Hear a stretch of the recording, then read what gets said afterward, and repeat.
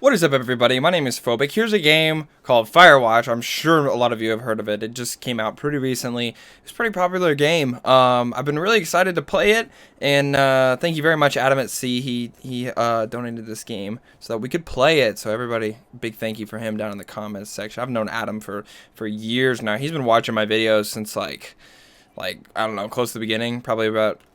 Yeah, he's definitely the oldest person that still watches my videos. So yeah, he's a pretty cool dude. He's a pretty cool dude. You'll see him down in this comment section here and there. He's a good guy. Alright, well, let's get started. So I kind of know what this game is about, but I haven't watched any playthroughs. Don't know the story really. Just vaguely know what this is. And I'm good with that. I like it that way. Campo Santo.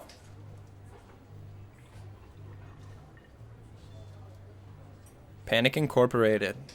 My everyday life.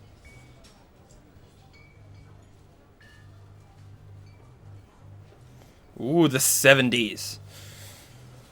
I remember back in those days. That was crazy, man. I see Julia.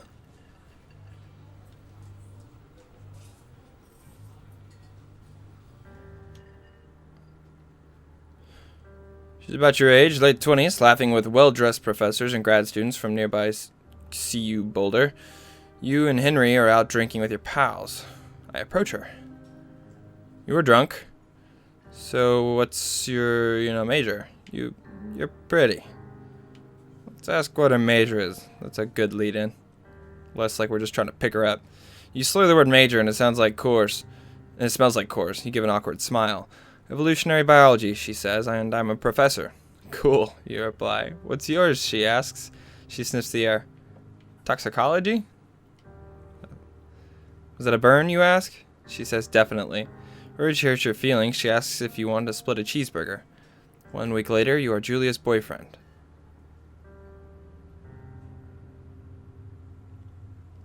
Cool. Me and my bae, Julia. Okay, well, I'm using a controller. Should I be using a mouse? Because this isn't... Should I use the mouse? Would that be better? Hang on, let's see if we like that more. Because if all the controls are going to be like that, I mean, this is fine, I guess. Got my backpack.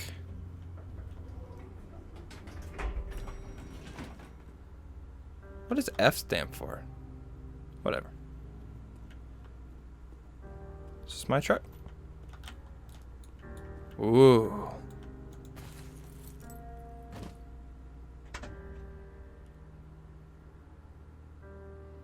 You date for over a year. She drives you absolutely nuts. It's great. Aw. You move in, you share an apartment near the school with a view of the mountains. You two drink beers out on the deck. You drink beer just about anywhere. Life is good. Julia wants to get a dog.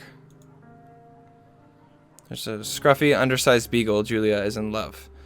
She wants to bring it with her to class. There's also an intimidating but gentle-eyed German shepherd. Nothing bad could happen to Julia while walking this dog. It's badass. Oh. Okay, so... Ooh. Ooh, this is hard. Beagles are so great, but... I really like German Shepherds too. I had a Shepherd. Okay, if it's the one that Julia wants, I will let Julia have the Beagle. I'm not gonna make her go with the Shepherd if she likes. She's in love with the Beagle. That'd be lame. Bucket's a good dog, and a week later you've totally forgotten about the other one. Julia loves him. You love him too. 1979. You talk out on the deck. It's summer, 9:30 p.m., and the heat still radiates off of the high desert. What do you think about kids, she asks. Kids? They're not very smart or good at much. I'm saying if you and I have some, a couple of little idiots. One day, why rush? Or that would be pretty good. That'd be pretty good. In that case, we should probably get married. Yeah, I'd like that, you'd say. These kids are going to be screwed up enough. It's probably for the best that their parents are hitched. You say she's absolutely right.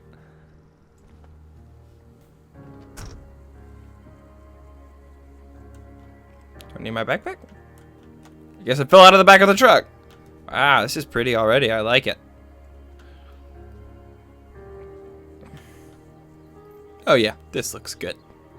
Oh yeah, topography. That's great. You're in their country. No fireworks. Cool. I like that bush. Can I pick up this rock? No? Okay. Oh, dark. Did I pass out walking in the woods? That was fast. It's a Thursday night and Julia is 4 hours late. She doesn't call. You're getting worried and getting angrier by the minute. She walks in after you've gone to bed. Who goes to bed when they don't know like where they're like, I don't know if they're married at this point or they've been dating for what, 5 years? What the heck? You can't go to bed if your loved one's not there. I'd be worried sick. She's not quite drunk, but she's clearly been having a fun time. You fight when she gets between the sheets. I'm not gonna ignore her. I'll just get mad. I don't like the cold shoulder. I'd rather just yell. You call her an inconsiderate asshole. She tells you to fuck yourself and to not be such a baby. You call her selfish. She knows you mean it, and it hurts her feelings.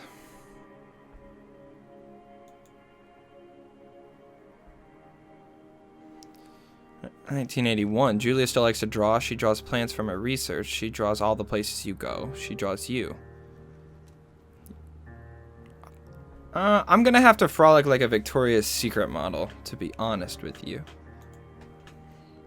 Very nice.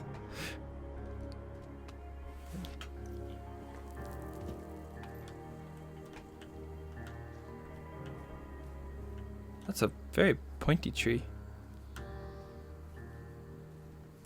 Ooh, that's pretty.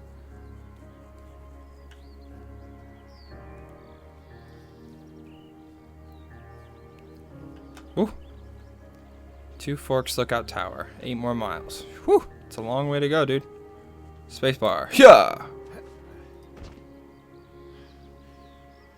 This almost reminds me of like Pixar. Kind of. I don't know. 1982. During the summers, you and Julia enjoy walking Bucket at night. There's a festival in town. It brings in folks from faraway places. One of them tries to mug you with a knife. Bucket gets kicked. Bip, bup, bip, bup, fuck the dog. Julia yells. She gets flustered and has trouble speaking when she's stressed. You confront the attacker, but can either scare him away or beat his god. Ooh.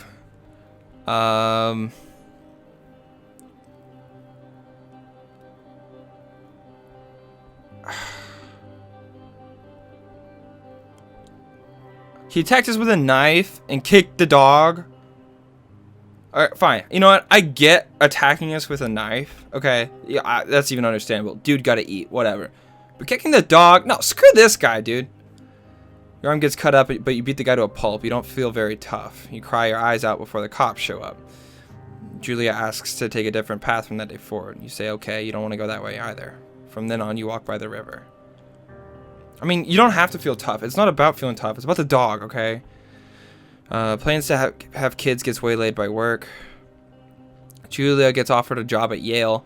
Yale is in Connecticut, 2,000 miles away. It's a great job, associate department chair. She wants to move. You absolutely do not.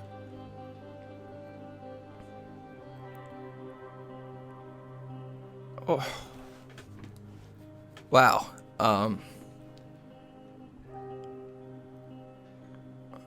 Okay, but what's our reason for not moving? Because that job is really important. Like, what do we do for work? That's all I'm saying. Like, what do we do that's so important that we just can't move? Like, it's like, okay, I live in Tennessee and I love the mountains and everything. I live in East Tennessee. I love the mountains and everything, and I like it here. But like, if like my spouse like had like a really good job somewhere else, then it's like okay to move. Like, you can still come back to see your family like holidays and stuff. Like, I don't know. And you can't agree if she commutes back and forth. Okay. Oh, this is so hard. I mean, she can't commute back and forth every day if it's 2,000 miles. So what, does she just come back on the weekend? That's like a dying relationship. And if you're going to convince her to not take the job, that's just I mean, at least you're together that way. I guess convince her not to take the job. You tell her that this means you two won't have a family. She says that's bullshit. She's totally right. She asks if her taking the job means you won't come with her. You say yes. Again, bullshit. But she decides not to take it. Ugh! Dang it! Wish there was another option. Julia is asked to leave Boulder on paid leave after having an episode. She lost it on a colleague for borrowing books that were important to her research. She didn't remember she had happily loaned them to him just 2 days prior. It's awkward. She was found crying in the stairwell. Well, maybe we should talk to someone about it. Why would you just make macaroni and drink wine and try to forget about it? That's the wrong way to go about this. You gotta fix the problem. After seeing multiple doctors and having many tests, they're worried that Julia might be suffering from early onset dementia. She's 41. We both decide to keep it a secret for now.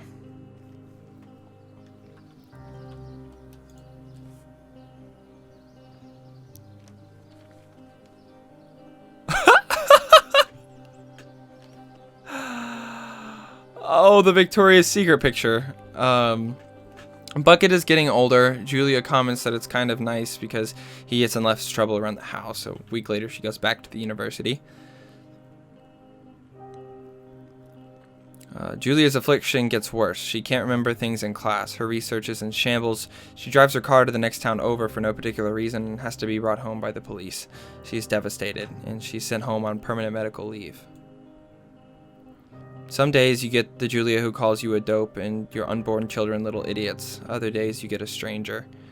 She pulls you into bed to make love, and after 5 minutes she goes into a panic, believing her dad is at the door. You tell her family. They're crushed and begin to make trips to and from their home in Australia to visit her. For a while, your friends come by with little things to brighten your day. She gets worse. You spend your days following Julia around the house. You count the seconds between the 2 weekly visits from Daniel and the nurse. He suggests that Julia could live somewhere else, somewhere with 24-hour care, a home. It sits with you for a couple months.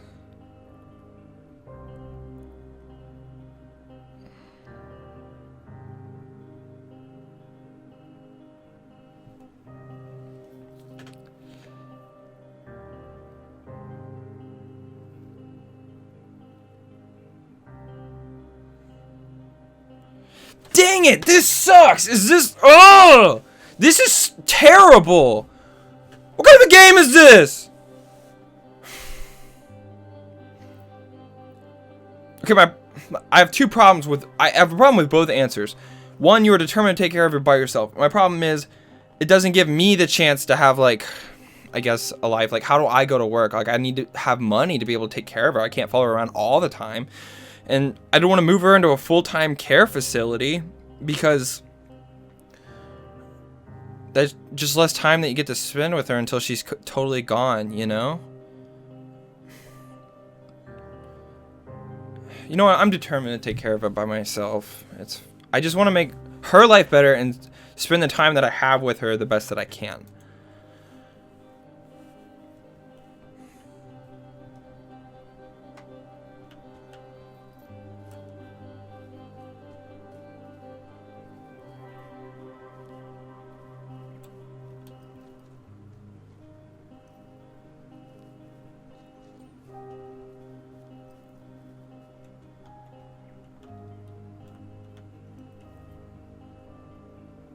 Oh, there's a deer. What is that? It's just missed? Okay. Hey, buddy. What a beautiful dude. It's impossibly hard. The worst is when you get mad at her, like when she tries to cook her own food. You can't do anything without her, and she can't do anything without you. When she goes to sleep, you stay up for a few hours, drinking on the deck, watching baseball in the summer, college basketball in the winter, drinking then too. You start going out after you put her to bed. The first time you do it, you worry about her getting up and walking around when you're gone. Oof. This is so hard. It's like if you put a chair in front of the bedroom door and she wakes up and tries to get out, she'll freak out that she can't get out of the house, and like she'll try to like break through the window and jump out the window. Like, I don't, how many stories is their house? What level is the bedroom on? But then if she gets out, she could go walk around and you'll never find her. She gets hit by a car. You should not leave the house. Ugh, this is hard. Oh, why can't we not just like have somebody come like take care of her for a day so we can like go out? I guess it's better that we put a chair in front of the bedroom door. That way she calls the police like I can't get out of my house or whatever. But she has to stay put. As long as it's not on the second story and she doesn't try to jump out the window, but I can't see her trying to jump out the window, right? I'd rather that than her get lost and not be able to find her way home. You go to the same bar at the boring end of Pearl Street. It's nice there. Over time, you tell Sheila, the bartender, everything. It's a huge weight off. You're home and in bed by 1 a.m. a couple nights a week. You look forward to those nights. One night, you are stopped at a DUI checkpoint. You blow a point... Oh, wow. You blow a .1 and are taken to jail for the night. You consider trying to hide it, but you tell your sister-in-law, Susan. Julia's parents take the next plane from Australia. They can't believe the state your house is in. Then they tell you that Julia is coming to live with them.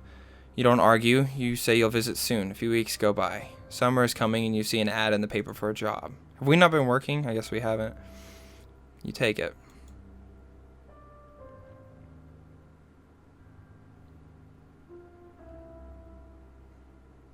God, those were some real difficult choices.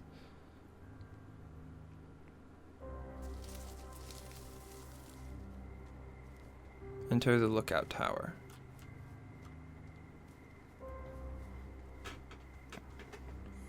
So I think this is kind of like a story game, and I think we're gonna get to make choices a little bit like how like Life is Strange and those kind of games are. I think that's kind of what this is.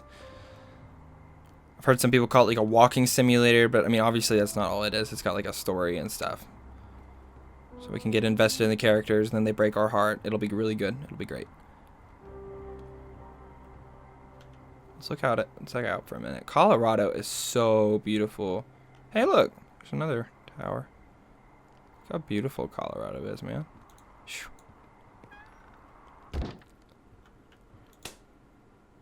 Man, we smacked that. Hello, Two Forks Tower. Hey there, Delilah. What's this?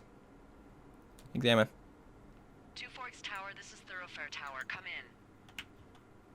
Hang on. Look at how we put stuff down. I love it. I know you're there. Your lights are on. Cookbook. Wood stove. Hello, Two Forks, come back. Pick up your radio.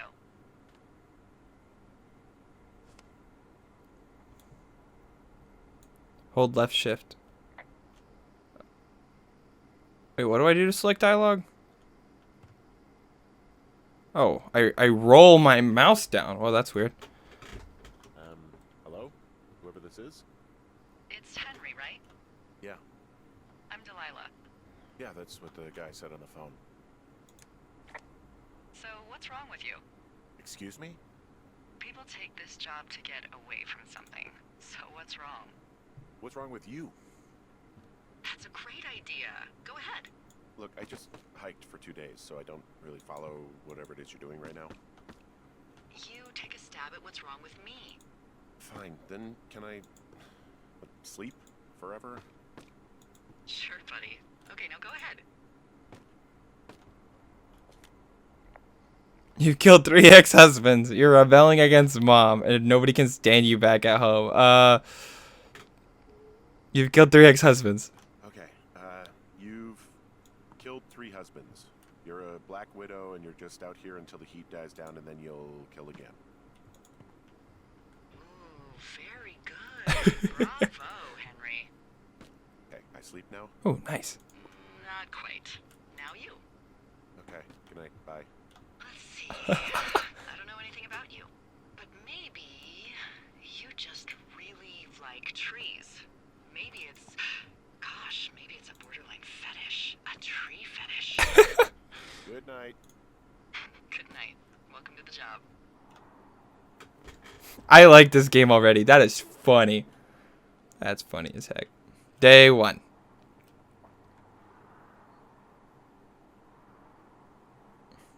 Very excited.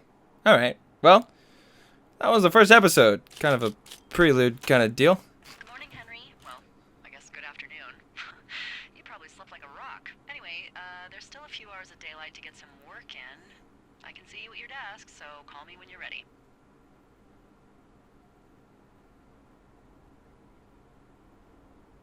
Oh, we still have our ring on. Oh, that's kind of... Oh, that man. Oh. Oh, is that Julia? Is that Julia? I can't... Oh. Okay. Well, look at us. We're all scruffy, sexy. Look at us. Whew. All right. Well, this was a good first episode. Little pre get everything figured out. Get the story. Very sad. Very Disney. Okay, that was like Up or something. Like it just it's so sad. Like you know it's coming and then it's just sad. Okay. Anyway, it seems like it's gonna be kind of a funny but also maybe like sad story game, which is so good. Which is good. That sounds great to me. Anyway, I'm really excited. Hope you guys enjoy. I should have the next episode up tomorrow. Sometimes my internet's weird and I don't have the videos up until the next day or weird times. But I try every day to put a video up every day. So hope you guys enjoyed. I'll see you guys tomorrow. Hopefully. Yeah.